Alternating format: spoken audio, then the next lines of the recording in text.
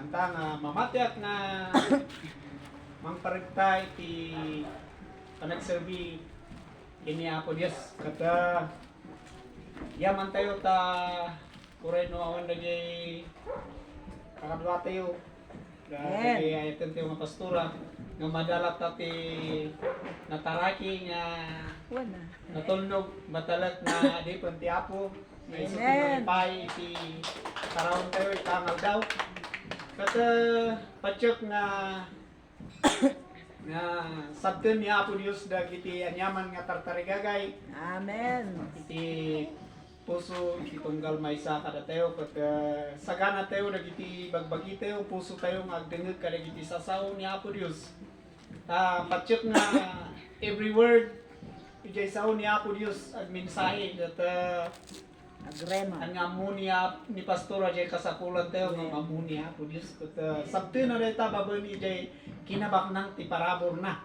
Amen. So, maragragsa ka na ijay kantan dagay obding tataya. Didengkek wow, sana maramit nga kasta nga pakaidayawam. Amen.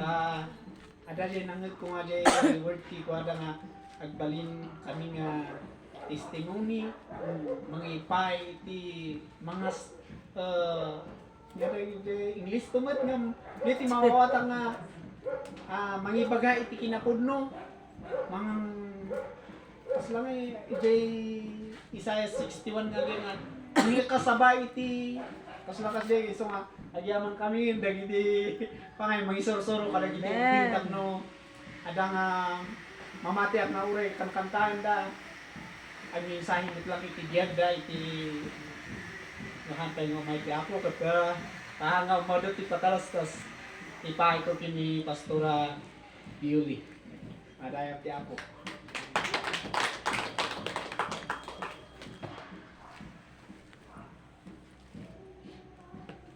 Maminsan pa'y kan tayo ti napigsa nga tipat ni Apo Dios. Muna ti amin, nagyaman tayo kini Apo ta mayat ti panawin. Agyaman akmot dagiti back up. Maragsakak launay, ada kayong YP. Nga nang back up ti dahi tingal daw, uray awan dagiti papastora tayo. Agyaman ak Minister Hana, agyaman ak kinagyaman ak iti member of this Jesus Loves You. Tunay nga na kahit wala yung superior natin, tayo ay natulnog, nag-obey sa salita ng Diyos. Saan tayo nag-obey? Sa ating Diyos. Kaya glory to God. Hallelujah. Let's open our Bible in the book of Acts, chapter 6, 1 to 15, and chapter 7, 59 to 60. 54 to 60. Nang mga araw ngang ito, nang dumarami ang bilang ng mga alagad, nagreklamo ang mga Helenista laban sa mga Hebreo, sapagkat ang kanilang mga babaeng balo ay napapabayaan sa pang-araw-araw na pamamahagi. Tinawag ng 12 ang buong kapulungan ng mga alagad at sinabi, hindi nararapat na aming pabayaan ang salita ng Diyos at maglingkod sa mga hapag. Kaya mga kapatid, pumili kayo. Pumili kayo sa inyo ng 7 lalaking may mabuting pagkatao, pospos ng espiritu at ng karunungan na aming maitalaga sa tungkuling ito.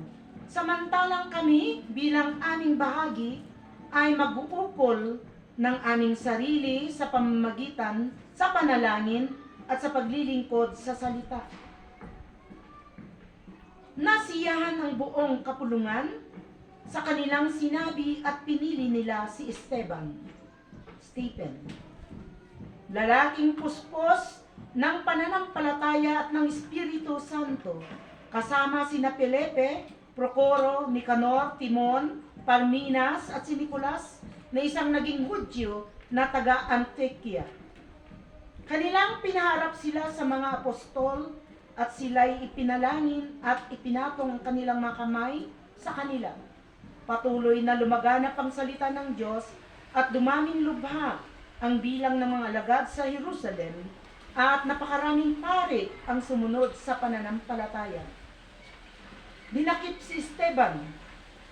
Si Esteban na puspos ng biyaya at ang kapangyarihan ay gumawa ng mga dakilang kababalaghan at mga tanda sa mga tao.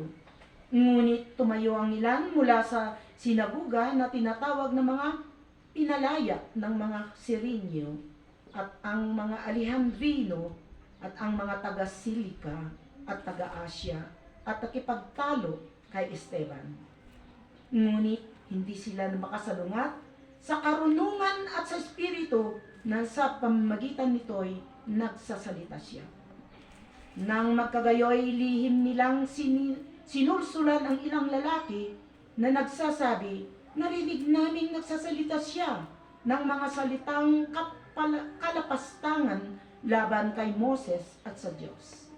Kanilang sinulsulan ang mga taong bayan, maging ang matatanda at ang mga skriba. Siya'y kanilang hinuli at dinala sa Sanhedrin. Nagharap sila ng mga sinungaling na saksi na nagsabi, ang taong ito ay hindi tumitigil sa pagsasalita ng mga salitang laban sa dakong banal na ito at sa kautusan.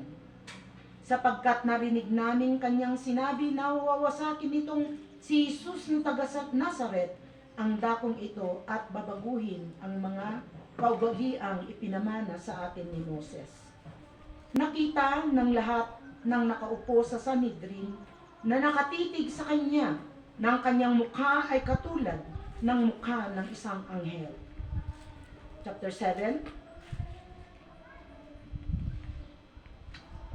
54 to 60. Nang marinig nila ang mga bagay na ito, lubhang nasaktan sila at nagingit-ngit sa galit kay Esteban.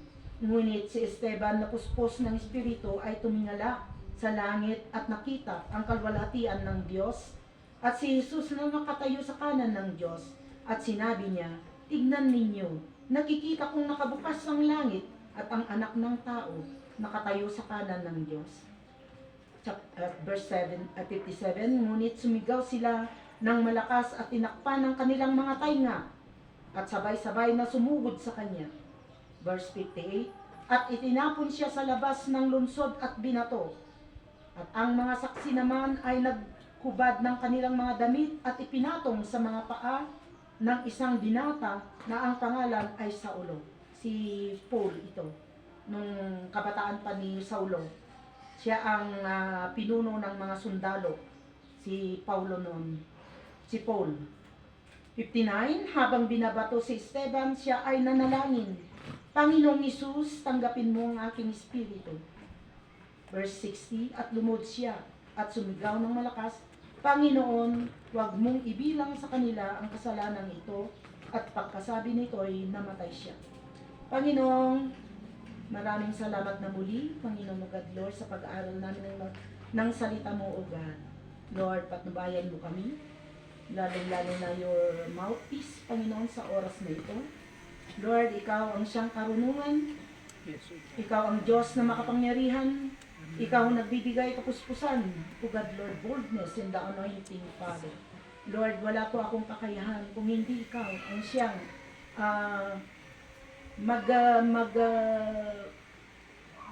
magsasabi ng lahat ng mga ito, Panginoon. Illuminate your words, O God, upon me, Father God. Because, Lord, I cannot do this without you, Father God. Lord, alam mo, O God, Lord, ang pangangailangan ng bawat isa. Lord, kilala mo, O God, Lord, ang bawat isa, Panginoon. Kaya, Lord, sa oras na ito, aming itinataas lahat ng aming mga pangangailangan, O God. At alam po namin na ito ay pupunan mo. Ang lahat ng mga hinahanap namin ay nandito na, Panginoon. Dahil ikaw ang Diyos na hindi nagpapabaya.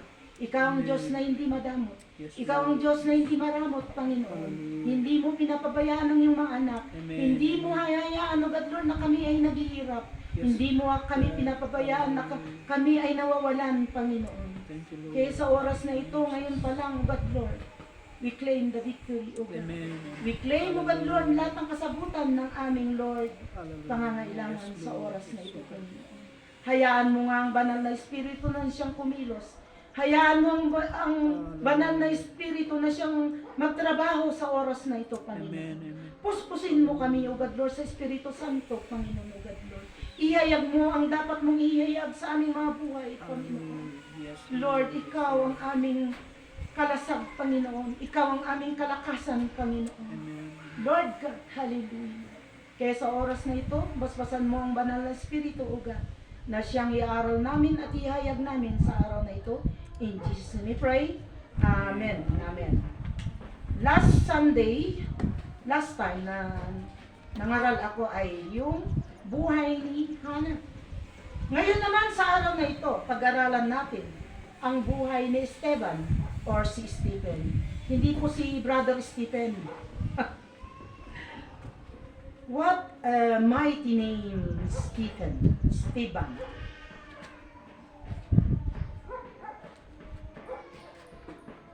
How to be like Stephen, filled with the Holy Spirit. Puspos sa banal na Espiritu. Marami sa atin ang nag-iisip na ang mga dakilang alagad ng Diyos, yung mga propeta, may mga apostles, yung mga disciples, yung nung makyat na ang ating Panginoon in the right hand of our Almighty God, naiwan ang mga alagad na ito na meron silang kaloob na kakayahan na naghayag ng salita ng Diyos. Nangaral sila sa lahat ng sulok ng Jerusalem. Ang kapangyarihan ito, mga kapatid, ay dahil sa kapangyarihan ng banal na Espiritu na siyang pinangako ng Diyos, na siyang kasakasama nila pag siya'y umakyat na sa langit. Ngunit sa katotohanan, mga kapatid, in this dispensation of grace, marami pa rin mga tao sa Biblia o sa tulad natin, mga kapatid, na ginagamit ng Diyos, pero sila ay kulang pa rin sa paniniwala sa kapangyarihan ng banal na Espiritu. Tignan natin kung sino si Esteban sa araw na ito, na sana maging katulad tayo ni Esteban. He was always filled with the Holy Spirit. At ano yung sekreto niya, mga kapatid? Ating tunghayan sa araw na ito. A. Esteban, he chose to serve God. Pinili ni Esteban upang maglingkod sa ating Panginoon. Mababasa natin ito sa chapter 6, verse 1 to 7. Verse 1 to 2, sinasabi niya rito, ano ba ang kalagayan ng iglesia noon? Na nabasa natin, mga kapatid. Lubhang merong mga problema, lalong-lalo na sa mga balo. Balo na inaalagaan ng panambahan nila. Alam niyo ba ang pangalan ng panambahan nila noon, mga kapatid? Yun ay tinawag na The Way. The Way Church. Nagtalo-talo ang mga alagad ng ating Panginoon. Kaya kailangan na merong isang tao na siyang pinuno at kailangan na mag-aalaga sa panambahan na ito. At kailangan din napipili sila ng 7 na ito ang mga katulong nila sa mga gawain ng iglesia. Mababasa natin sa verse 3, ano yung mga katangian ng mga taong pipiliin nila upang tumulong sa iglesyang ito, mga kapatid. merong kriteriya. At ito, mga kapatid, ay ginagawa rin ng mga panambahan kung sila ay pipili ng mga i-assign na mga ministry. Ito ay iluluhod nila sa ating Panginoon. Iiyakan nila kung sino talaga yung karapat-dapat na maging katuwang ng iglesia. At ang number 1 na criteria, mga kapatid, at ito rin ang tinitignan ng ating Diyos, yung puspos sa banal na espiritu at karunungan. Hindi nawawala yung karunungan, wisdom, knowledge that come from our God. Pero ito ay kasama niya ang kapangyarihan ng banal na espiritu. It should be filled with the Spirit. Hallelujah! Puspos ng banal na espiritu at karunungan. Ano ang ibig sabihin ng isang tao ay puspos ng banal na espiritu? Ito, mga kapatid. Siya ay isang tao na inilalagay ang kanyang sarili sa ilalim ng kapangyarihan ng banal na espiritu. Amen po ba? Umaasa siya sa kapangyarihan ng banal na espiritu, hindi yung sarili niyang karunungan. Sumasandal siya sa kapangyarihan ng banal na espiritu. Kapag ito ay napapailalim, sumasandal sa kapangyarihan ng banal na espiritu, karunungan will come within. Naniniwala ba kayo? And the anointing in the boldness. At ang kapangyarihan na ito, mga kapatid, ng banal na espiritu ay binanggit sa Galatians 5:22.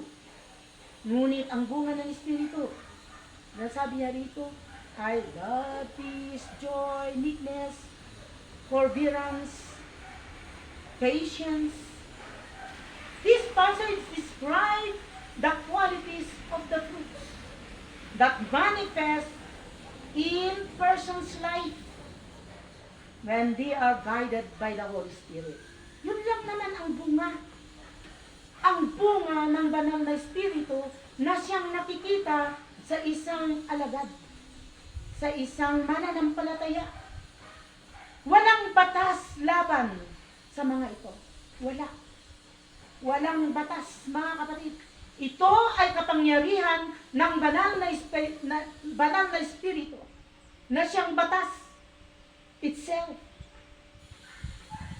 Against such, there's no law. Sinabi niya rito, mga kapatid.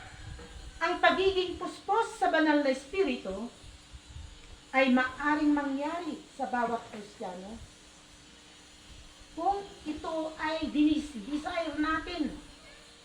Wala pong imposible at walang pinipili ang banal na espiritu kung lagi tayong sa ilalim. Kukumit natin, isusurrender natin ang sarili natin sa banal na espiritu. Matthew 16:24, kapag tinanggihan ng isang tao ang kanyang sarili at hinayaan niyang si Jesucristo ang maging Panginoon ng kanyang buhay, pumapasok ang banal na espiritu at pinupuspos siya.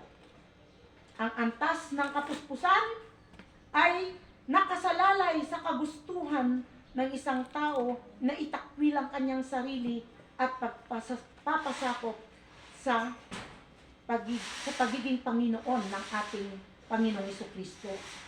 Ito ay maaaring makamit ng bawat Kristiyano. Ephesians 5:18, at hindi lamang ang mga ilan, hindi pili, mga kapatid. Ito ay isang regalo sa bawat isa sa atin, mga kapatid. Kapag hinayaan natin na ang Panginoong Jesucristo, ang Lord, our Lord and our Savior, and hinahayaan natin ng banal na Espiritu na siyang sasakop sa ating mga buhay, wala pong imposible. Hallelujah. Matthew 16:24, then Jesus said to his disciples, whoever wants to be my disciple must deny themselves and take up their cross and follow me. Napakahirap ito sa mga naghihindi, yung mga ayaw sumunod sa ating Panginoon. Pero kung hinahayaan natin na mamatay ang ating sarili at ang Panginoong Jesucristo at ang banal na Espiritu ang siyang magiging alive sa buhay natin, wala pong imposible na maglingkod sa ating Panginoon, na maging isang alagad, na maging isang leader ng ministry. Hallelujah. Piso 5:18, do not get drunk on wine, which leads to debauchery. Correct? Grammar? Instead, be filled with the Holy Spirit. Kunana daytoy, haan kayo nga mabarteg, iti ar-arak. Nga parubo kanyayo. Ngem, dapat si kayo kat mapunpunuan ti Espiritu iti Diyos. Dahil ang Espiritu ng Diyos ay siyang katulong natin na siyang mamamahala sa lahat ng gusto natin mangyari sa ating mga buhay. Bakit kailangan mapuspos tayo sa banal na Espiritu? Sa iglesia, mga kapatid, lahat ng mga gawain ay magkakaugnay. Nagkakaugnayan. Ito man ay pangangaral, pinamamahala, kahit na ang gawain ng kalihim. Bawat isa ay nakakaapekto sa iba. This body, lahat ng parte ng ating katawan ay may trabaho. Ang ulo, ang utak, siyang nag-iisip, nagmamando. Sensor. Ang mata, ang siyang tumitingin. Ang mga kamay na gumagawa ng mga gawain. Ang mga paa na naglalakad para makarating ka sa gusto mong paruroonan. Ito ay magkakaugnay-ugnayan. Kapag walang isa, nung nagpasugnod yung ubat, mapiktaran amin. Yatalungal daw nga di ka. Agi basura, tikinkinan mo, bulok ti mangyari, iti tiyan. So nga kailangan, nga daytoy nga bagi, aggagaraw, dati trabaho da amin. Kaya na nga di saka, sa pawan na di trabaho ti ima, di mata, sa pawan na di trabaho ti ngiwan. Datoy, kaya't dati ugnay na, kaugnayan. Nag-ugnay-ugnayan. Sa pamamagitan ng pagtatrabaho, sa pamamagitan ng kapangyarihan ng banal na Espiritu. At ito ay nagkakaisa sa loob ng iglesia. At ito na trabaho, pag may ugnayan sa bawat isa, may kaayusan. Hallelujah. Hallelujah.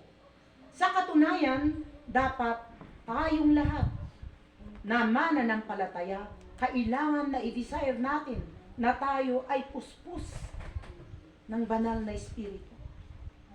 Upang sa ganon ay maiwasan ang pagkabahagi, division. Verse 5, tinatanong niya dito, sino ang mga pinili? Naniniwala ba tayo na ikaw ay pinili at ako? Amen. Amen! Bakit walang sagot? Isa lang. Naniniwala ba tayo na tayo ay pinili ng Diyos? Kung bakit tayo narito? Isisigaw ko na Amen. Hindi si Sister Leonie. ang siyang pumili sa akin para pumarito. Siya lang ay ginamit ng Diyos upang ako ay awisin dito at narinig ko ang salita ng Diyos. Sa pamamagitan ng banal na Espiritu sa buhay ni Sister Yoni. Kaya yung naakay niya ay nandito. Hallelujah. Ano ang resulta ng ganitong kaayusan? Mga kapatid, kung tayo ay pinili, iniipon niya tayo, mga kapatid. Lahat ng pinili ay iniipon ng Diyos sa isang kawan.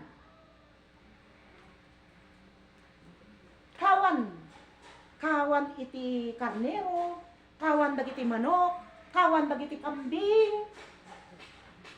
Hana nga paglaloopan, diyan nga kakalahi. Hanggang hangag may maysa. Iti nang pili. Taada ti kaguluhan. Daytoy kat ada kaayusan. Pinili na ti bawat maysa. Taada kaayusan tamay maysa iti pamati. May maysa ti pamati nila nga po Isu Kristo. Amen. Hallelujah. Letter B. Ni Stephen kakabsat.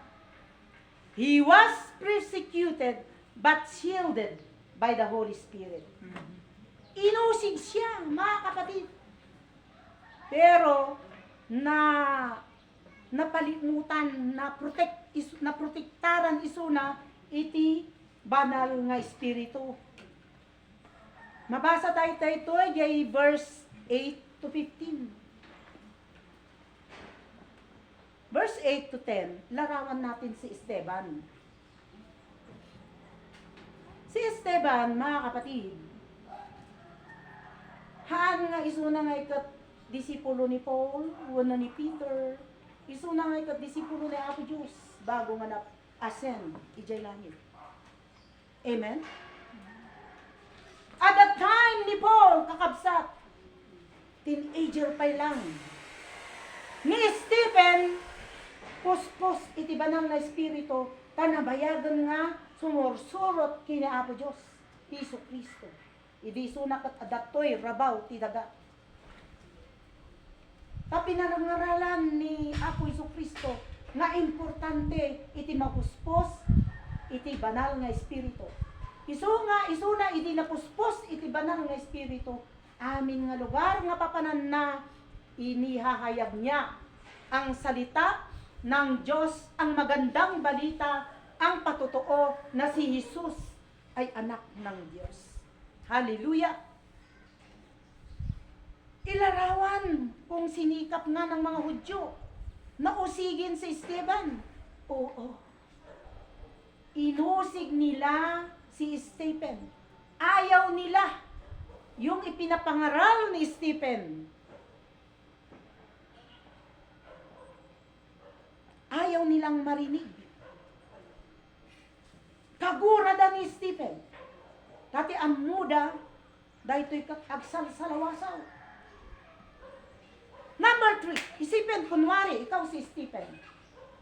Na ikaw ay nangangaral ng salita ng Diyos sa mga taong walang pananampalataya. At ang kajay Malcolm Square, idi napalabas na Friday, limbaba sa kijay, at dati agwit-witness nga may isang babae, jakamono niya nga sekta dagijay, haan nga babaeng nga tinmakder, siya, jay babae nga awan ti pananampalataya na, puna na jay sang wan ti tattao, dagi tattao, adati agchichismis, adati kinuto, ada iti mangmangan, awan nagbindingin, ngem amok, agimulmula isuna ti sarita ni Apo Diyos. Ammo tayo nga ilarawan no kasano dagitoy nga tattao nga criticize wenno tumatanggap sa salita ng Diyos. Hallelujah! Paano tayo? Kunwari tayo si Esteban. Paano natin tutugunin ang mga taong umuusig sa atin? Lahat ay nagmamasid kay Esteban sa panahon na yun. Paano siya tumutugon sa mga taong ito na walang pananampalataya sa ating Panginoong Jesucristo? Nakikita natin sa mukha ni Esteban, mga kapatid, na hindi siya nalilito, na hindi siya natatakot, na nagpapahayag ng salita ng Diyos, kundi katapangan. Meron siyang kumpiyansa, mga kapatid. Siya ay puspos ng banal na espiritu at wala siyang kinakatakutan. Makikita natin dito at mailalarawan, mga kapatid. Habang siya ay nagpapahayag ng salita ng Diyos, ang mukha niya ay mukhang anghel. Nasa kanya ang kapayapaan ng Diyos. Alam naman natin kung ang anghel ay mailalarawan natin na yung may maamong mukha. May kaayusan ng mukha. Walang pangamba. Walang takot. Walang malisya. Walang pagkamuhi. Sa kabila ng kanyang ginagawa sa mga tao, mga kapatid, na yung kanyang ibinabalita ay balita ng kaligtasan sa tao, na walang kapangyarihan ang lahat ng kayamanan sa mundong ito, kundi ang kapangyarihan ng kaligtasan sa pamamagitan ng ating Panginoong Jesucristo at sa kapangyarihan ng banal na Espiritu. Amen. Hallelujah. Pag-isipan natin, mga kapatid, kung tayo ay nasa sitwasyon na yon, sa mga tao na galit sila sa mga Kristiyano, ikaw ay pinupukol. Pinupukol nila na sa lawasaw data, agin ko po na data, mamartat ididayta, chismosa ididayta, kasano tayo nga patpatyan, data ibagbaga na. Paano natin? Ang kasagutan ay nasa number 3. Agsalit-sudan tayo, itibagay tayo. Nadigay sitwasyon nga digay. Nadigay tataw nga mususig, inuusig. Kinakalaban si Esteban sa oras na yon. Mga kapatid, ano ang nakikita sa kanyang kalagayan? Wala siyang kakaba-kaba. Siya ay may kapayapaan. Letter C, he was stoned to death, but committed or surrendered his spirit to God. Alam nyo, mga kapatid, in Acts 7:54-60, dito natin mababasa ang kamatayan ni Stephen sa pagpahayag ng salita ng Diyos. Sa ating buhay, mga kapatid, hindi itong illustration na ito na literal, kundi, mga kapatid, maraming bagay na ibinabato sa ating mga buhay. Bato na matutulis, bato na malalaki at maliliit, hampas ng buhay, hampas ng kahirapan, hampas ng mga sakit, hampas ng mga pagsubok na hindi natin nakakayanan sa ating mga buhay. Hayaan ba natin na tayo ay mamamatay sa mga ibinabatong ito, mga kapatid?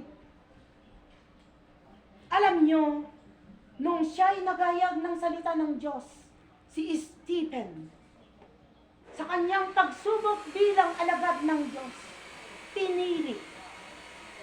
Siya ay pinili upang magayag ng salita ng Diyos dahil alam ng Panginoon na wala siyang takot kahit siya ay mamamatay sa pamamagitan ng pagpapahayag ng salita ng ating Panginoon. How about us, mga kapatid? Matatakot ba tayo sa mga pinupukol sa ating mga buhay? Sa mga pagsubok sa ating mga buhay?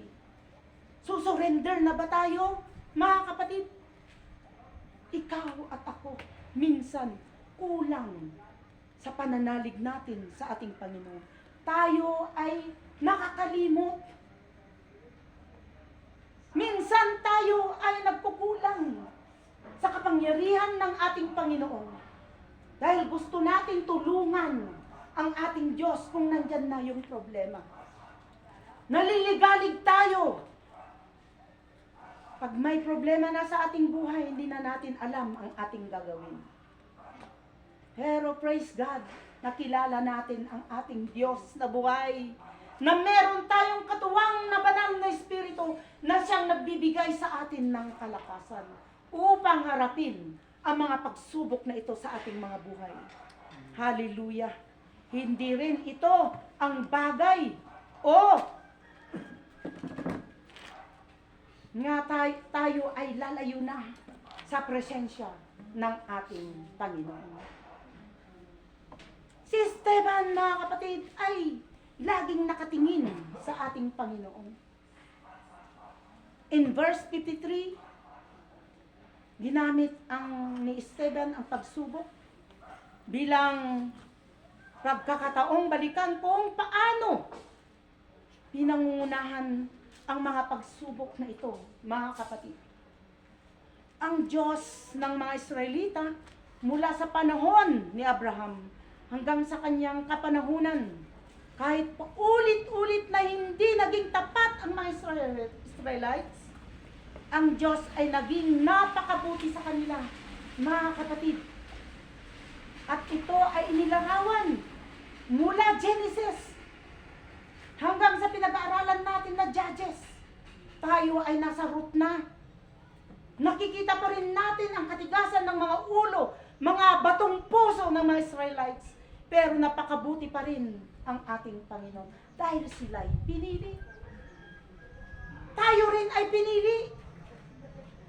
Ito ay isang halimbawa sa ating mga buhay, mga kapatid.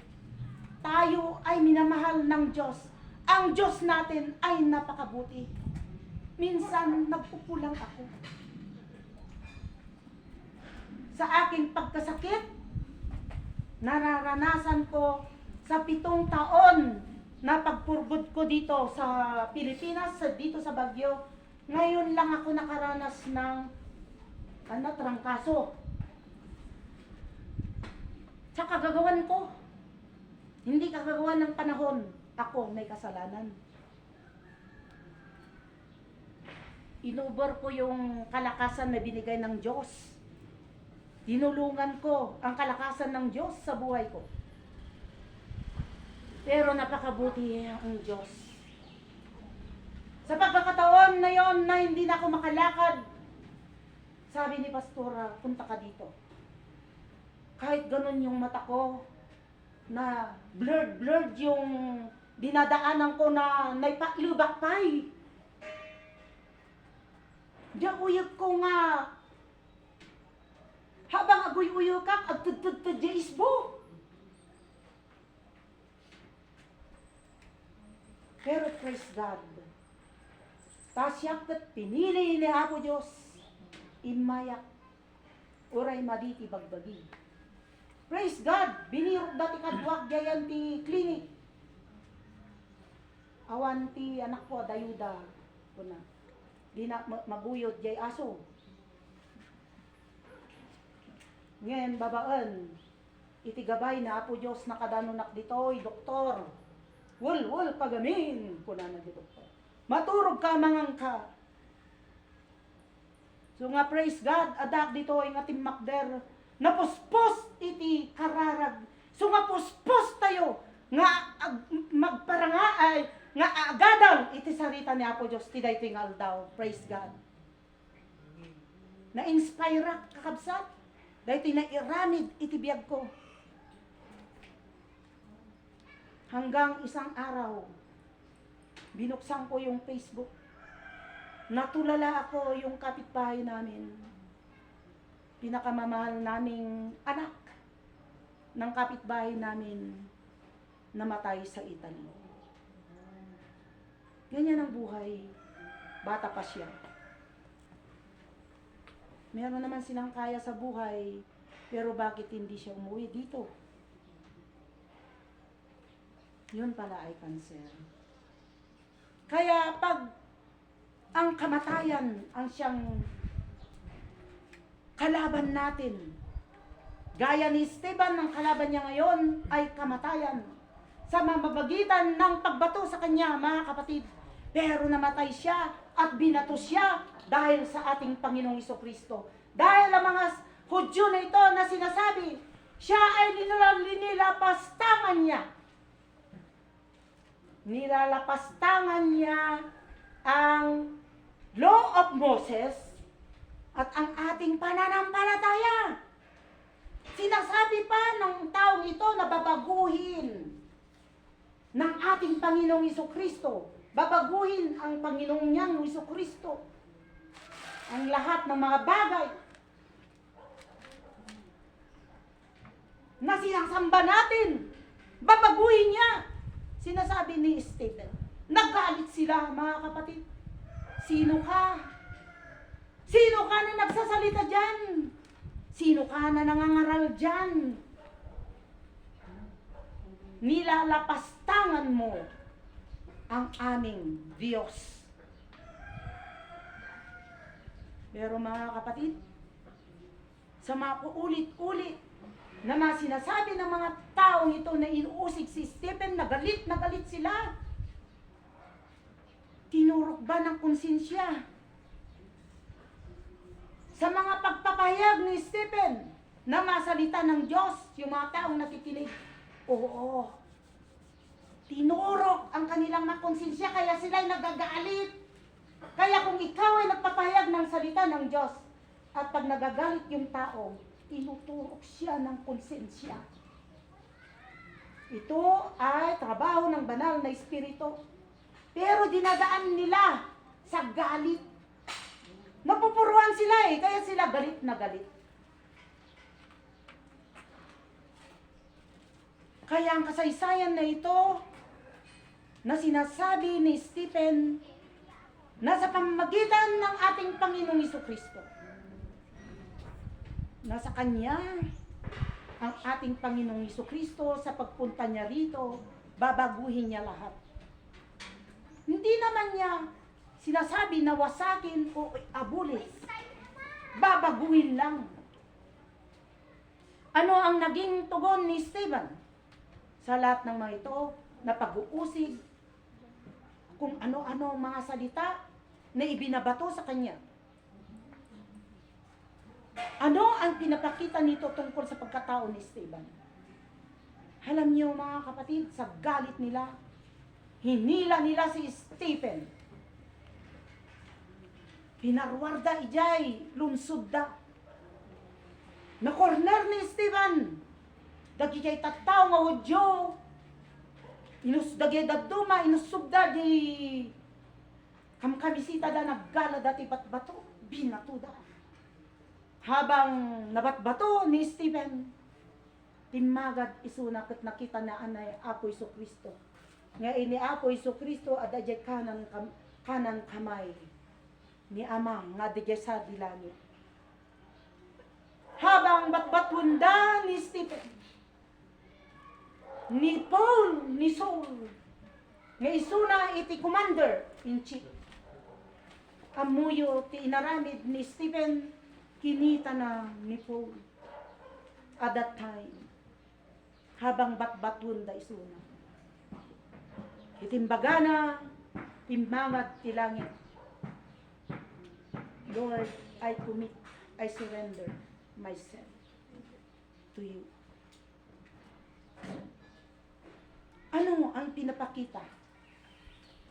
Ang pagkatao ni Stephen sa pagkakataon ngayon, mga kapatid. Siya ay may pananampalataya at pagtitiwala sa ating Panginoong Jesucristo. Kaya wala siyang takot na hinarap ang kamatayan. Siya'y pagpatay kinyada sa pamamagitan ng pagbato na may kaparehas sa ating Panginoong Jesucristo sa pamamagitan ng pagbayubay sa krus ng Kalbaryo. Sa pag-uusig din ng mga Hudyo na sinasabi nila na siya ay nilalapastangan ang kanilang batas.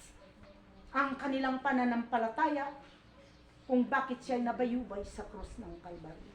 Ganon din si Stephen, mga kapatid.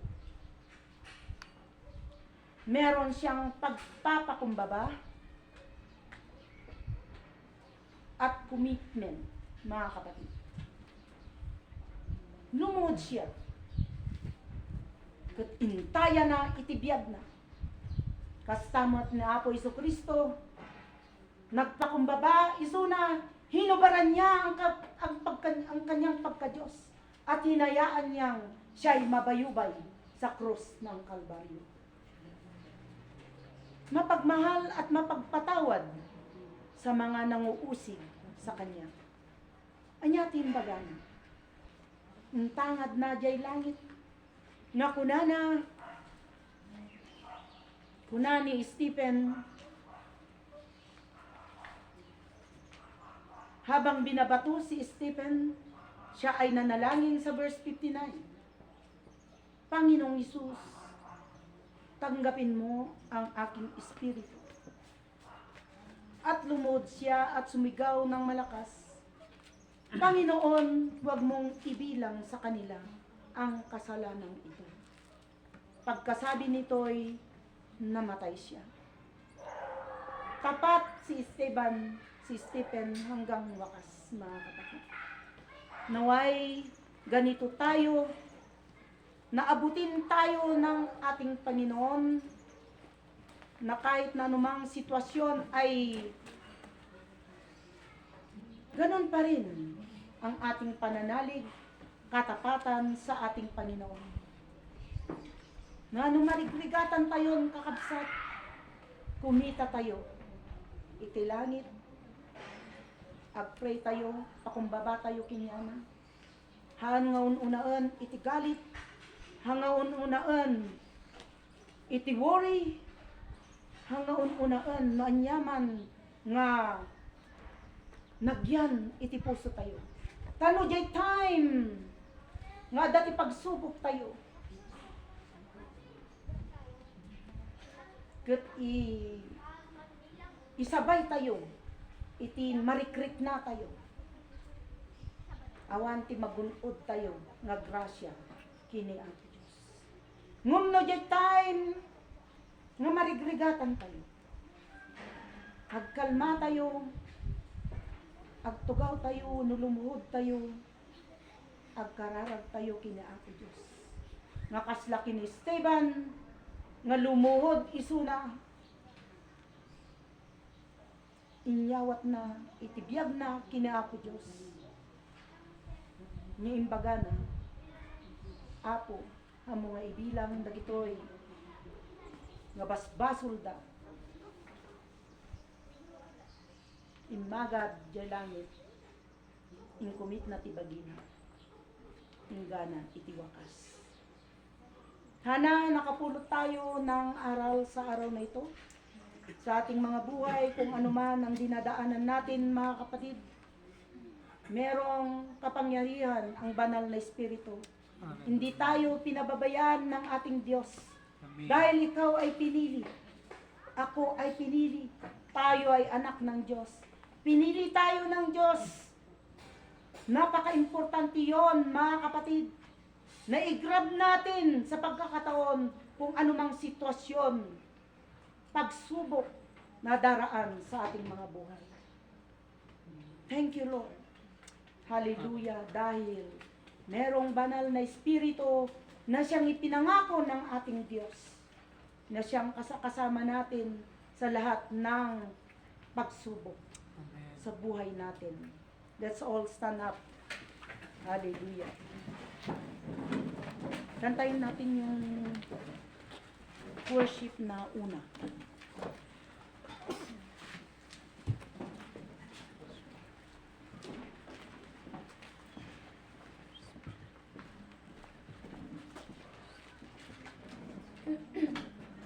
Okay, muna. Hanga di pa, hanga di praise worship. Habang kinakanta natin ito, let's namnamin natin yung lyrics, mga kapatid. At i-worship natin ng ating Diyos. Saliksikin natin ang ating mga puso. Mga kapatid, ang buhay ni Stephen ay isang dakila, mga kapatid. Isang good example para sa atin na mananampalataya. Let's all worship our God.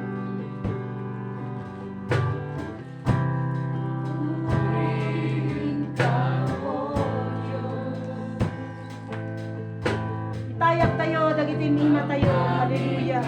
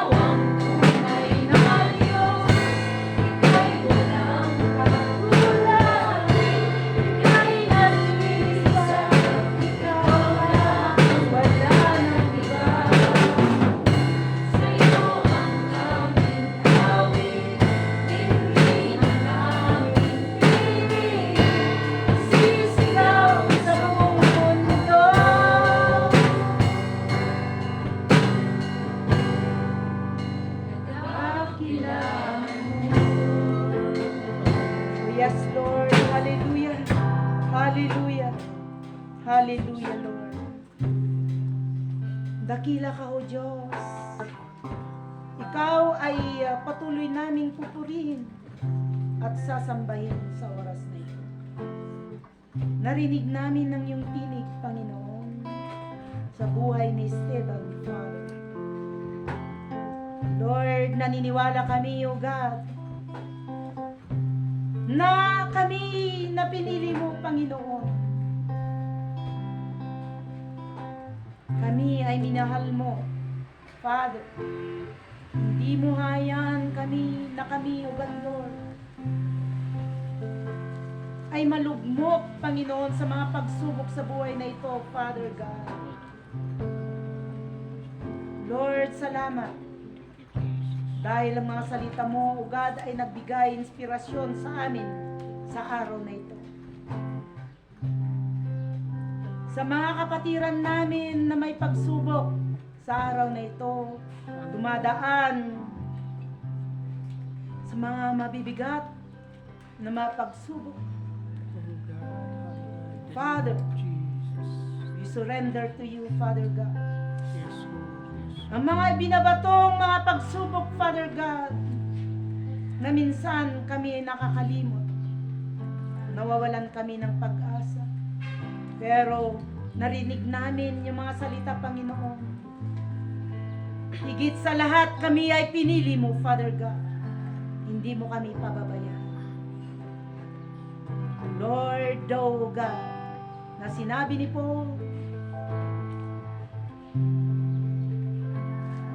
to live, to die is gain, Father God. Ganon din si Stephen, Father. Alam po namin, Panginoon, ng kanyang kamatayan sa pamamagitan ng pagpapahayag ng mga salita mo, Panginoon, sa kaligtasan, Father God,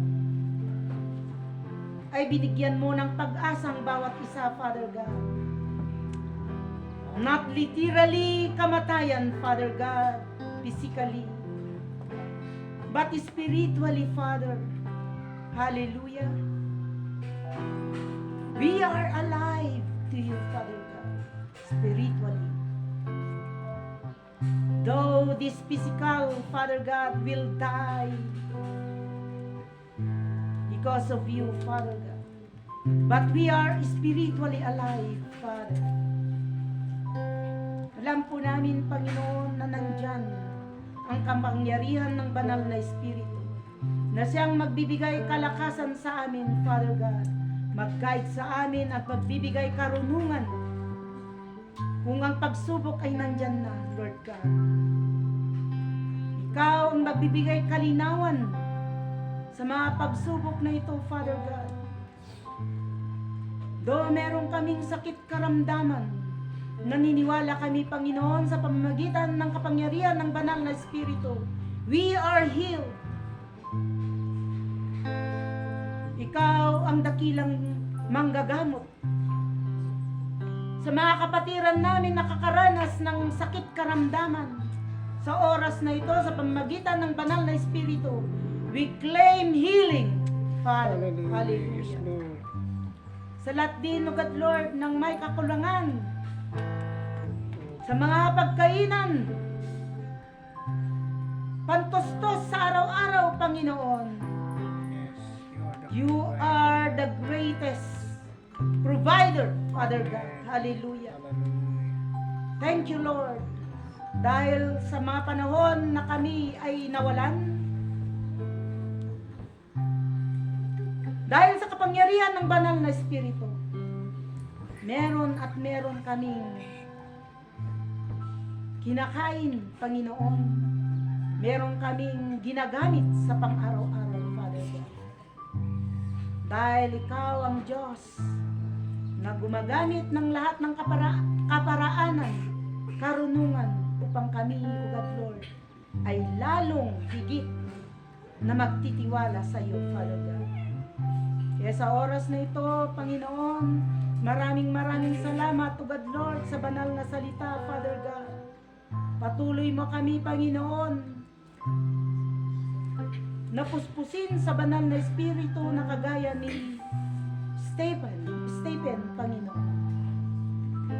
Ni hindi siya umangal sa kanyang sitwasyon, ni hindi siya lumalaban, ni hindi siya nagsasalita ng kalapastangan, Panginoon, against you, Father. Pero tinangalan niya, Panginoon, ang kanyang mga mata, kanyang puso, Father God, at nagtitiwala sa iyo, sa iyong katapatan. Thank you, Father God, Lord. Hallelujah. We claim the victory.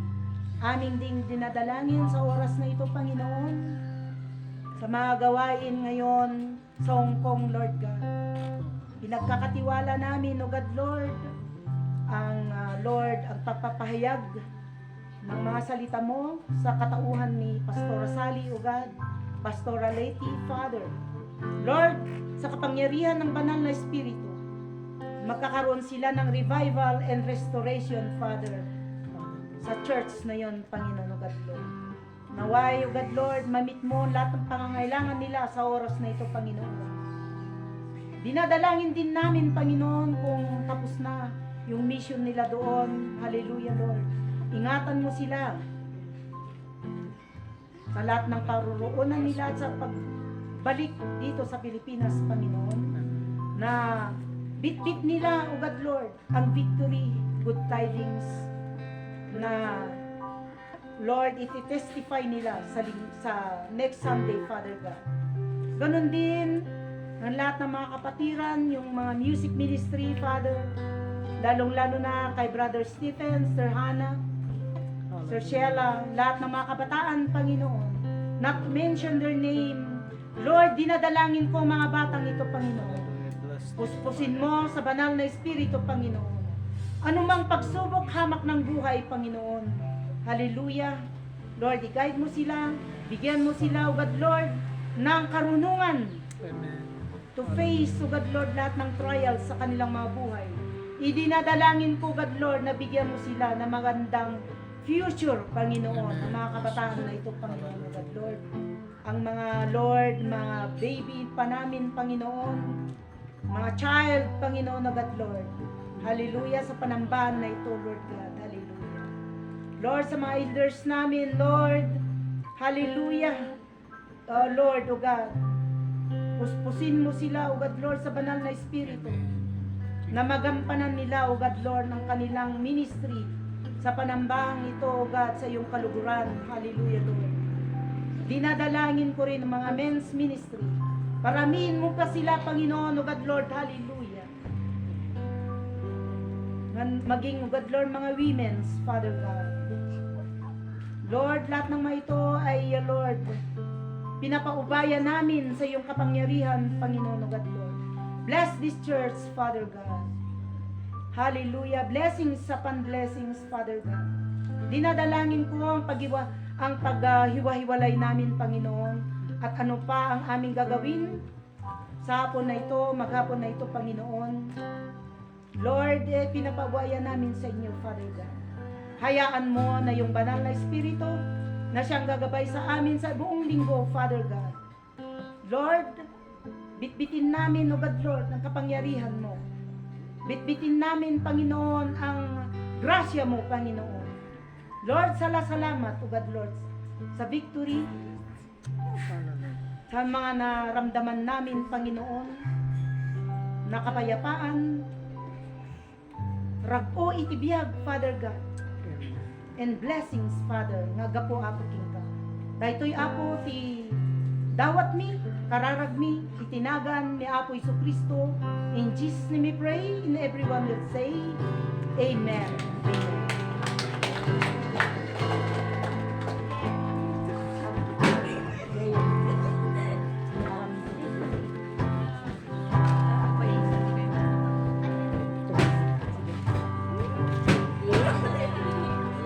Magmerienda tayo, Tay.